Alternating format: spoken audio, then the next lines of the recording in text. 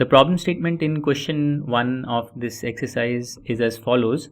Which term of the arithmetic progression 121, 117, 113, so on, which term of this AP is its first negative term? So this AP starts off with the positive term 121, but you can see that it's decreasing. So every term is less than the previous term, which means that at some point the terms of this AP will become negative. So we have to find the first negative term in this AP. And we are also given a hint. The hint says that find n for which an less than 0. So this is the approach we are going to follow. We will write an expression for an, the nth term, and then we will find that value of n for which an becomes less than 0 for the first time. Okay, so let's do that. So an, we will use the expression an is a plus n minus 1 times d. Now, what is a, the first term, and what is the d, the common difference? So the first term is 121, and the common difference is the difference between any pair of consecutive terms. So for example, it is 113 minus 117, so d is equal to minus 4. So now using this we can write an expression for an. So an, or the nth term, will be a, which is 121, plus n minus 1 times d, which is minus 4. So we can write this as 121 minus 4n plus 4, or we can write this as 125 minus 4n.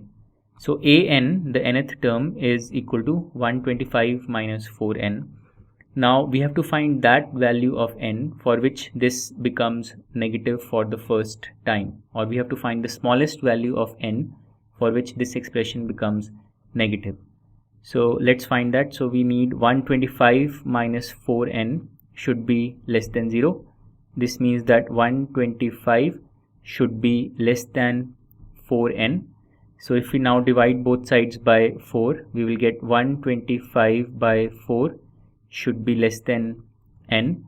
Now 125 by 4 is 31.25, so I can write this inequality as n should be greater than 31.25.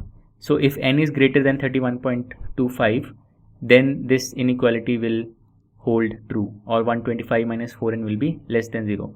So the first integer value of n for which n is greater than 31.25 is n equal to 32. So if n is equal to 32, then 125 minus 4n will become negative for the first time.